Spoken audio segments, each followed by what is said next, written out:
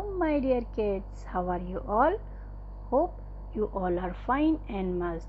Kids, today we are going to do worksheet number 74B and the date of today is 29/2021 and today we are doing EVS worksheet. तो बच्चों आपको यहाँ पर अपना नाम लिखना है, यहाँ अपना सेक्शन लिखना है, यहाँ अपना टीचर्स का नाम लिखना है। तो नमस्ते प्यारे बच्चों, हम आशा करते हैं कि आप सभी स्वस्थ एवं सुरक्षित होंगे। तो चलिए शुरू करते हैं आज की वर्कशीट। बच्चों साथ में दिए गए चित्र को ध्यानपूर्वक, यहाँ पर एक चित्र दिया हुआ है, इसे ध्यानपूर्वक देखिए और बताइए कि सभी बच्चे क्या कर रहे हैं। क्या ये सभी बच्चे शारीरिक रूप से एक समान हैं? जो बच्चे आपको शारीरिक रूप से अलग दिखाई दे रहे हैं उन्हें आप कैसे परिभाषित करेंगे? तो बच्चों जिन लोगों के शरीर के अंग दुर्घटनावश या जन्म से सामान्य रूप से कार्य नहीं कर पाते हैं उन्हें हम दिव्यांग व्यक्तियों की श्रेणी में रखते हैं। दिव्यांग को हम इंग्लिश में डिफरेंटली एबल्ड कहते हैं। ठीक है बच्चों, ऐसे व्यक्ति जो कि दिव्यांग हैं उन्हें हम डिफरेंटली एबल्ड पर्सन कहते हैं। तो बच्चों जब आप ये चित्र ध्यान से देखेंगे, आप देखिए ध्यान से देख रहे हैं, तो इस चित्र में अगर आप देखेंगे तो आपको ये एक बच्चा दिख रहा है। ये बच्चा, इस बच्चे के हाथ में देखिए आपने क्या पहना हुआ है, बैसाखी टाइप की कुछ चीज़ पहनी हुई है, कोई हाथ में कोई चीज़ ले रखी है। ऐसे ही एक ये बच्चा है, ये भी बाकी बच्चों से भिन्न है, इसने भी कोई अलग सा सामान इस्तेमाल किया हुआ है। ऐसे ही ये एक बच्चा है, ठीक है, आप देख रहे हैं कि ये बाकी बच्चों से भिन्न हैं। तो इन बच्चों के हाथ में कुछ ना कुछ अलग है जो इनको इन बच्चों से, बाकी बच्चों से अलग कर रहा है। तो अब हम आगे देखते हैं कि आगे क्या हो रहा है।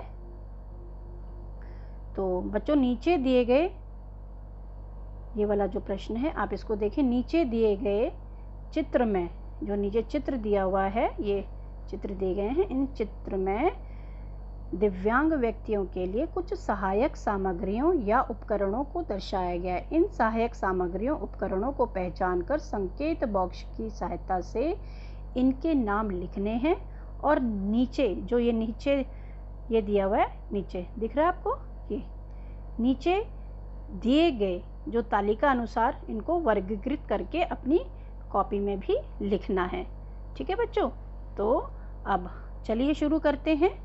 ये हमारे को एक संकेत बॉक्स दिया हुआ है, इस संकेत बॉक्स की भी आपने हेल्प लेनी है। ठीक है बच्चों, तो सबसे पहले अगर आप चित्र देखेंगे तो ये चित्र है। तो इस चित्र को हम क्या कहते हैं? इंग्लिश में इसको क्रचेस कहते हैं और हिंदी में इसको बैसाखी कहते हैं। ये यहाँ लिखा हुआ है, ठीक है। ये किस जब आप चित्र देखेंगे, ये वाला चित्र, इसमें भी दो बच्चों ने लिया हुआ है, एक ये बच्चा है और एक बच्चा ये है। इन दोनों बच्चों ने ये अपने हाथ में लिया हुआ है, इसकी सहायता से जो है उनको चलने में मदद मिलती है।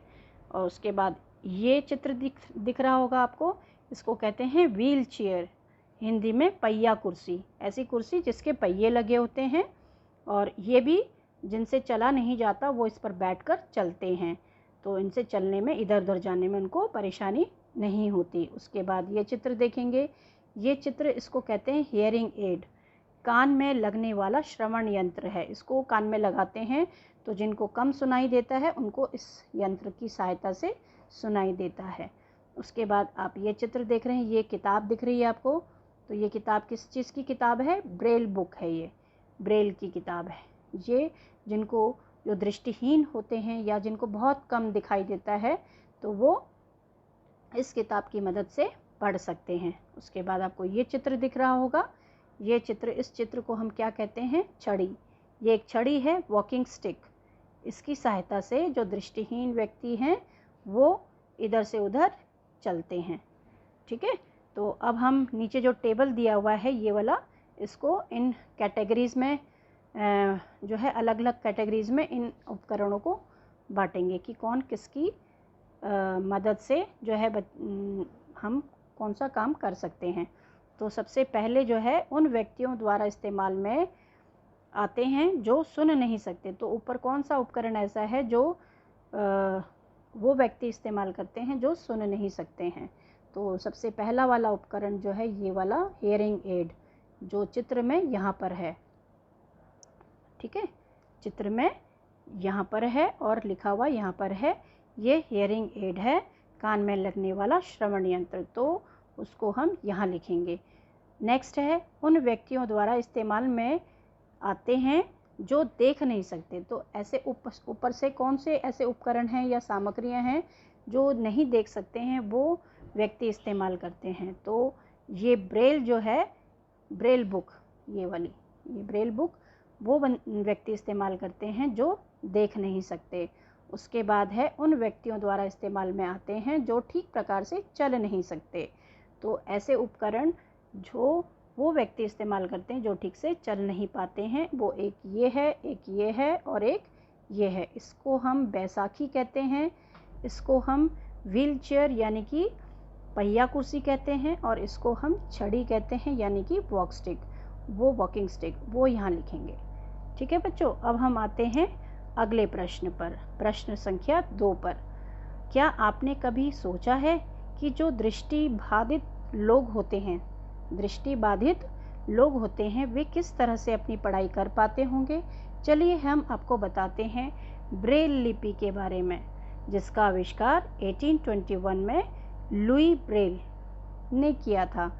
ब्रेल लिपि में एक आयताकार सेल में 6 डॉट्स होते हैं जो मोटे कागज़ पर थोड़े थोड़े उभरे हुए होते हैं। इन्हें छूकर अक्षर का पता लगाया जा सकता है। साथ में दिए गए चित्र में आप अंग्रेजी वर्णमाला को ब्रेल लिपि में देख सकते हैं, जो ये चित्र दिखाया हुआ है। ठीक है बच्चों, अब इस ब्रेल लिपि को अपनी कॉपी में बनाइए और ब्रेल लिपि की सहायता से अपना नाम लिखिए। तो बच्चों, आपने देखा कि जो 7 वाला चित्र है वो ब्रेल लिपि का चित्र है। ठीक है, इसमें ब्रेल अल्फ़ाबेट्स दिए गए हैं। अब आपको एक चित्र और दिखाती हूँ। इसमें आपको ब्रेल लिपि में कैपिटल लेटर्स आप देखेंगे, ये कैपिटल लेटर्स हैं और ये स्मॉल लेटर्स हैं। देख रहे हैं बच्चों? तो ये स्मॉल लेटर्स हैं जो आप जिसको आप छोटी ABCD बोलते हो, और ये जिसको आप बड़ी ABCD बोलते हो ना बेटा, वो हैं ये। तो इस तरीके से आपको इस फॉर्मेट में आपको वो मिलता है। तो ऐसे इस तरीके से छू के वो पढ़ते हैं बच्चे। अब ये लुई ब्रेल का चित्र है बच्चों। देखो, लुई ब्रेल खुद एक जो है, जो आपकी जो ब्रेल की जो किताब है, ये लुई ब्रेल ने लिखी थी। इसका आविष्कार जो है लुई ब्रेल ने किया था। ये फ्रांसीसी लेखक थे बेटा। ये खुद ही स्वयं यानी कि स्वयं भी ये नेत्रहीन थे। देखिए, आप चित्र में भी दिखाई दे रहा है कि ये ब्लाइंड हैं। ठीक है, तो ये खुद भी नेत्रहीन थे, इसलिए इनको नेत्रहीनों की जो है समस्या से ये खुद परेशान थे। तो इन्होंने जो है इस समस्या का समाधान किया ब्रेल लिपि बनाकर। ठीक है बच्चों, अब उसके बाद आप देखेंगे, देखिए एक चित्र और दिखा रही हूँ मैं आपको। ये ब्रेल की एक किताब है जिसमें एक व्यक्ति इसको छू छू कर पढ़ रहा है। देखिए कैसे उभरे हुए हैं। ये जो चित्र में आपको दिख रहा होगा, जो इसमें अल्फ़ाबेट्स दिए हैं, जो लेटर्स लिखे हुए हैं, इसमें ये उभरे हुए हैं। तो इस तरीके से ब्रेल होती है।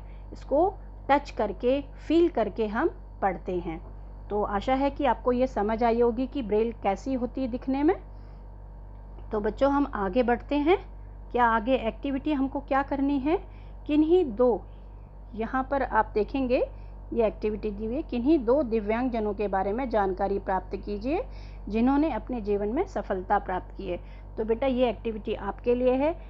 आप एक्टिविटी में क्या करना है, आपने 2 दिव्यांगजनों के बारे में जानकारी प्राप्त करनी है जिन्होंने जीवन में सफलता प्राप्त करी, कोई बहुत बड़ा काम किया है जिसका बहुत नाम हुआ है, जो फेमस है। तो ऐसे 2 दिव्यांगजनों के बारे में आपने जानकारी प्राप्त करनी है। उनका जन्म क्या था, कब हुआ था, वो किस चीज़ में जो है उन्होंने सफलता प्राप्त करी, उन्होंने क्या क्या कठिनाइयों का सामना किया।